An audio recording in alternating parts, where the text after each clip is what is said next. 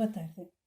Esta comunicación, inserida no Fórum Virtual de Filosofía Romana, organizada pela Nova Acrópole de Portugal, vai tratar sobre as vestais e o fogo sagrado de Roma. Desde os primeiros tempos, Roma sempre foi acompañada e protegida pelas vestais. As vestais eran un grupo de sacerdotisas consagradas á deusa Vesta, que era a deusa romana do lar, e estaban encarregues de cuidar da casa común. As vestais sempre estiveran ligadas á historia de Roma. Por exemplo, segundo a lenda, Rómulo, que foi o fundador da cidade de Roma, era fillo do deus Marte e de unha vestal. O local onde os criminosos eran executados, chamado de Roxa Tarpeiana, e que era un símbolo icónico da cidade, recibía tamén o nome de unha vestal. Alén diso, documentos e reliquias estaban ao seu cuidado e tamén o símbolo máis importante de Roma, o seu fogo sagrado. Embora hoxe en día non é tan común, en grande parte dos povos antigos as mulleres desempeñaran un importante papel religioso. No Egipto, por exemplo, había sacerdotisas dedicadas á deusa Hathor e tamén ao deus Amón. Na Mesopotamia existían mulleres dedicadas á deusa Ishtar, eran grandes sacerdotisas que representaban a deusa Mai. Na illa de Creta, o sacerdocio feminino era máis numeroso do que o masculino, e na Grecia antiga, a presenza feminina nas cerimonias e festividades religiosas era esencial.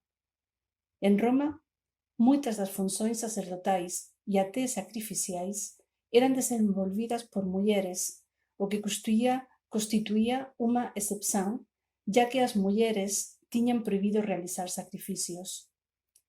Nesta situación temos o caso das Flaminias, que facían sacrificios ao deus Júpiter, que era o deus do tempo.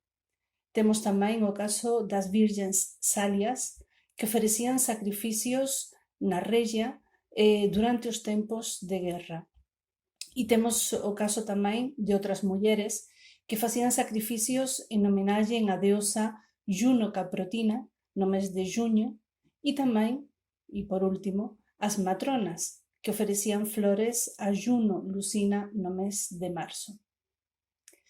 Mas o sacerdocio feminino por excelencia en Roma é o das vestais, que, repito, eran as sacerdotisas consagradas á deusa Vesta. Vesta era a deusa protectora do lar e da vida familiar.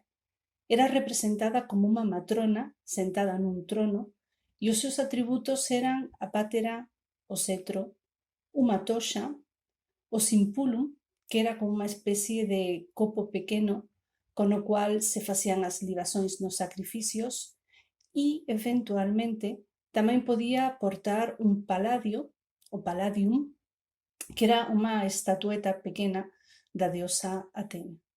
Este palladium era igualmente un símbolo moito importante na sociedade romana e normalmente estaba guardado no templo de Vesta.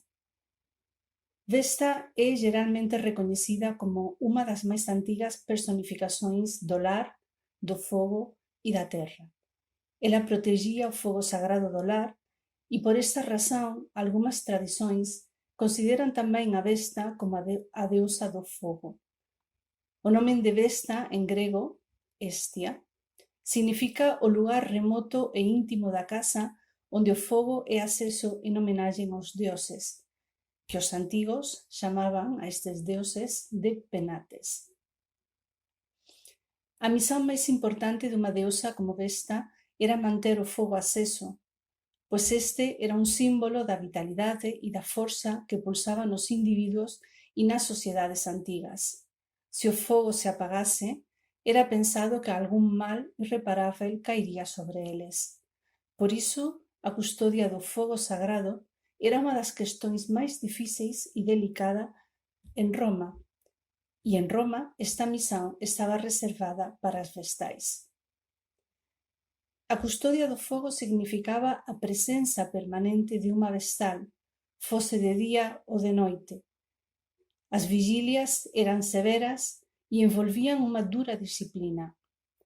A extinción do fogo para alén de ser considerado como un presaxio terrível para a cidade, tamén significaba o castigo da Virxe responsável, que era castigada pelo Pontífex, o sumo sacerdote. O fogo tiña que ser mantido aceso durante todo o ano, e só no final é que podería ser apagado e aceso novamente a través dunha cerimonia propia. O fogo de Vesta, o lar romano, pode ser considerado como un ponto de unión da comunidade con a súa terra. A existencia dun fogo sagrado que é obxecto de veneración encóntrase en moitas outras civilizacións, como por exemplo en África ou en América. O culto indoeuropeo do fogo sagrado obedece a unha razón bastante profunda, a súa propia utilidade e a dificultade en obtelo. Os restos do fogo aceso durante o día eran, durante a noite, preservados nas súas propias cinzas, que conservaban así o fogo como se fose unha semente.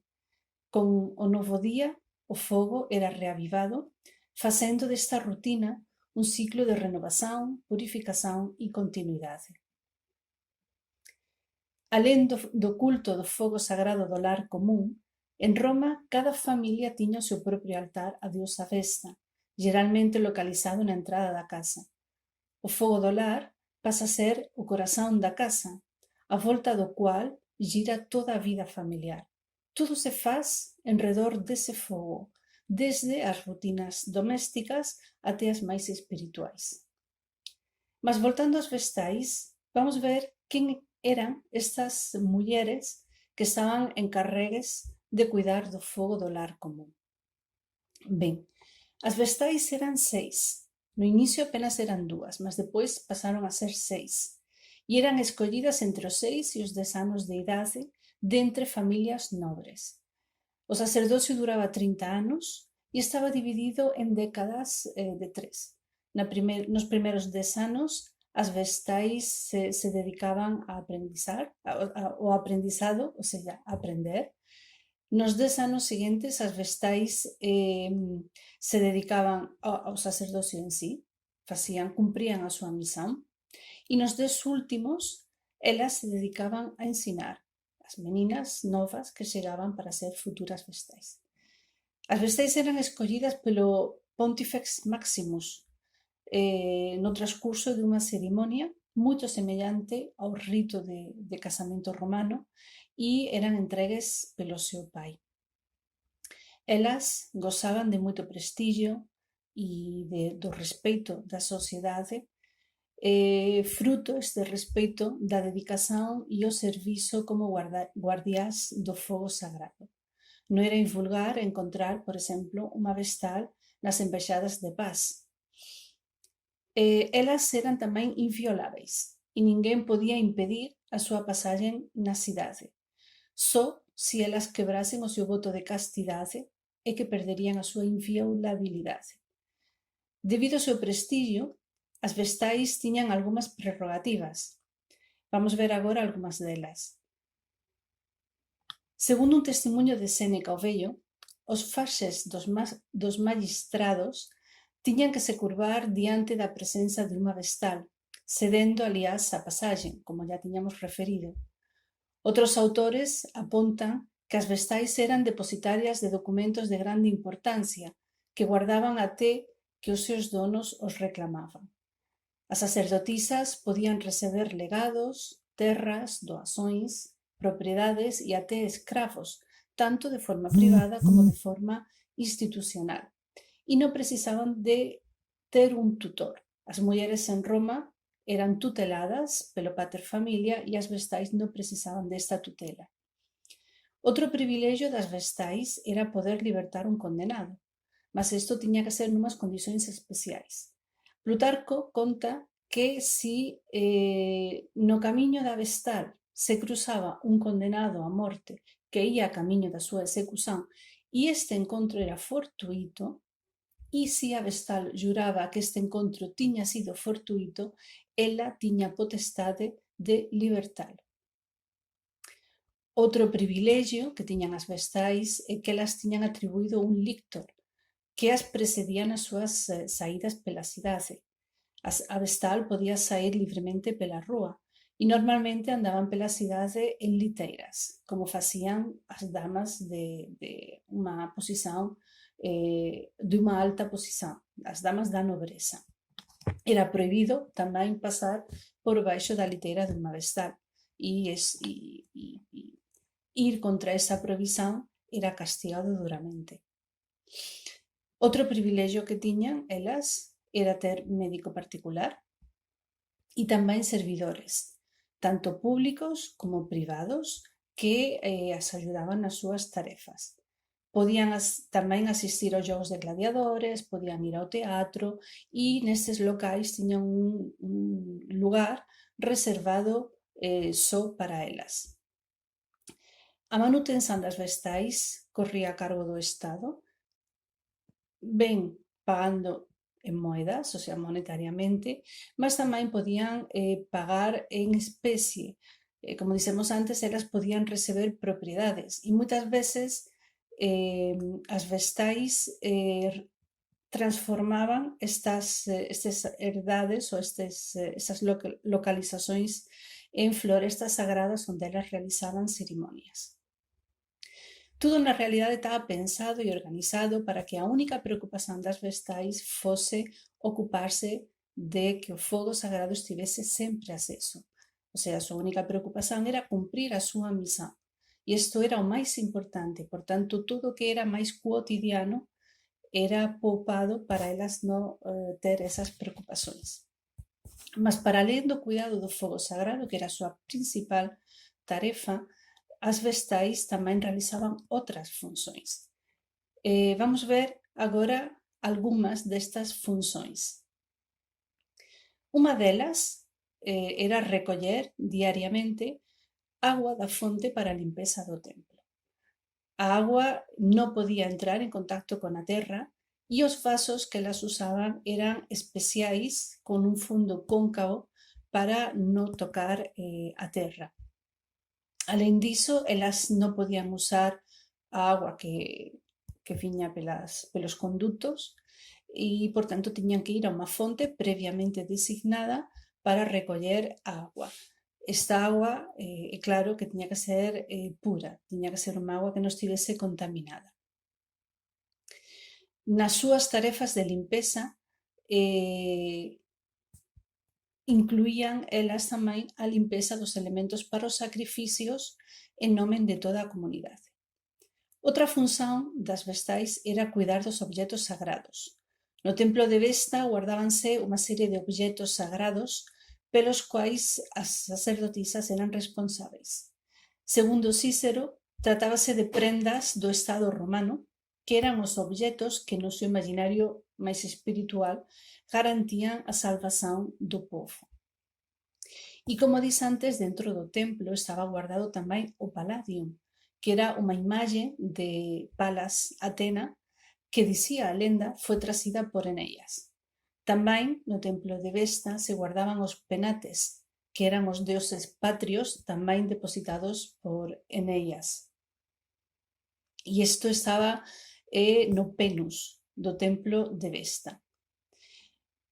Tamén no Penus do templo afirma Plinio que existía un fascinus, que é un falo amuleto, para afastar o mal e garantir a prosperidade do Estado.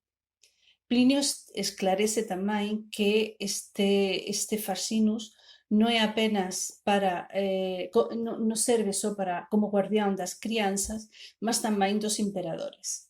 Ele considera este fascinus unha divindade, pois o falo é símbolo da fertilidade e da forza geradora. Neste sentido, vamos lembrar que algún dos ritos realizados pelas sacerdotisas tiñan como finalidade proteger a fertilidade en xeral, tanto agrícola, pecuaria e humana. Existía un rito que foi narrado por Varrón, en que as parteras depositaban unha coroa sobre un falo colocado no fórum para garantir a fertilidade agrícola. Outra función das vestais é a oración. Na altura acreditábase que a potencia das oracións das vestais era tan grande que podían paralizar os escravos que fuxían da cidade e até podían salvar a unha sacerdotisa que tiña sido acusada de incesto, por exemplo. É por iso que as sacerdotisas proyectaban unha imaxe poderosa e até a certo ponto temida. As vestais tamén participaban de outro tipo de orações que recibían o nome de suplicaciones e tiñan carácter público. Podían ser estas orações de varios tipos: expiatorias, propiciatorias ou gratulatorias.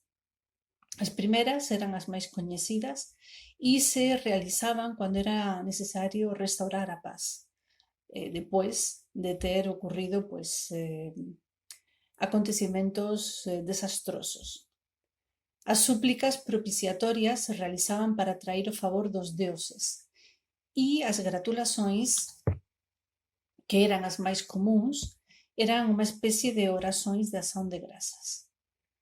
Por exemplo, sabemos que o César recibía unha súplica pela súa saúde a cada 5 anos e que Augusto, cada 6 de marzo, recibía tamén unha súplica no aniversario do día en que asumiu o título de Pontífice Maximus. Hai que dizer que as súplicas non eran exclusivas das vestais, podían ser recitadas por magistrados e sacerdotes en xeral. No entanto, como dicíamos, as orações das vestais eran consideradas especialmente poderosas. Os antigos romanos pensaban que Vesta estaba presente nas súas sacerdotisas e por iso acreditaban que as vestais estaban en contacto con o divino e, por tanto, estaban dotadas de forzas mágicas. É interesante refletir sobre o facto de que as orações das vestais eran particularmente eficaces, pois a diferenza entre elas e os demais sacerdotes e magistrados non eran moitas, mas había, sim, algunhas de grande importancia. Unha, que as vestais tiñan dedicación exclusiva ao seu sacerdocio, e outra, a virxindade e a castidade, características que tornaban especialmente poderosas non só as orações, mas tamén os ritos. O estado físico de virxindade colocaba a sacerdotisa nun plano espiritual especial. Na historia de Roma podemos encontrar inúmeros episodios en que aparecen doncelas virgens, embora non sacerdotisas, realizando ritos especialmente ritos específicos que lembran algúns dos realizados pelas vestais.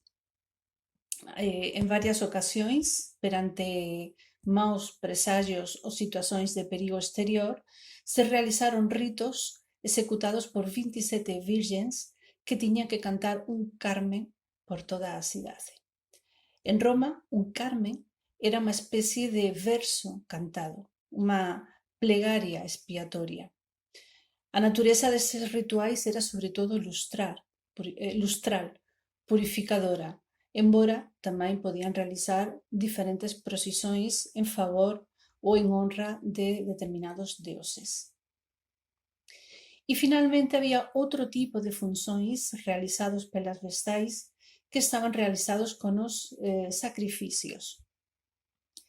Hai que lembrar que as mulleres en Roma estaban prohibidas de sacrificar, de moer, de preparar carne ou de beber viño puro, mas as vestais sin realizaban estas tarefas en función da súa natureza sacerdotal.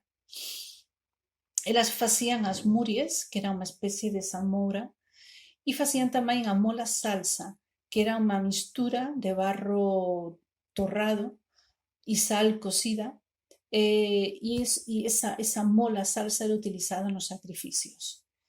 Esa mola salsa era entregue 3 veces por ano en datas moito específicas. Nas Lupercalia, que eran o 15 de febreiro, nas Vestalia, que eran o 9 de xuño, e nos idos de setembro, no día 13. No calendario das vestais existía unha tarefa ou función moito importante que era a celebración dos ritos. Elas participaban de varios, mas os máis importantes en que elas participaban eran 2. Por un lado, temos os ritos das vestalias, onde, para alén das vestais, participaban tamén as matronas.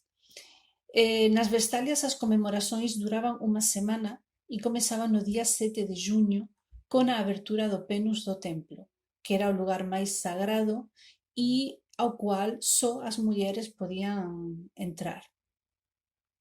O ritual que se facía no penus é un misterio, non sabemos, mas o que sí podemos intuir é que era un ceremonial relacionado con ritos de purificación en relación con festa e que se realizaba no día 9 de xuño, que é o o día consagrado á deusa. Finalmente, esta celebración, estes ritos, terminaban no día 15 de xuño con a limpeza de todo o templo. Outro rito importante onde as vestais participaban eran os ritos da bona dea. Na noite do 4 para o 5 de decembro, as vestais, junto con as matronas e algunhas escravas, asistían á celebración dunha cerimonia dedicada á bona dea. A cerimonia era realizada na casa de un magistrado, con imperium, e era presidido pela mai ou esposa do magistrado, e os homes non podían asistir. Este rito se realizaba pela salvación do povo romano. Sábese que na cerimonia se realizaba un sacrificio e a libación do viño sobre a xama. En geral, a bona dea identifícase con a terra e con a fertilidade humana e agrícola. No rito, as vestais representaban todas as virgens da sociedade. E é que, como dixemos já anteriormente, unha das características das vestais era a súa virgindade. Os propios autores clásicos referen que a virgindade é sinónimo de pureza e é lógico que o fogo, que é un elemento puro, do cual pois nada pode nascer, sella cuidado por corpos castos, por virgens. Alén diso, se Vesta é unha divindade virgen, súas sacerdotisas tamén deben ser.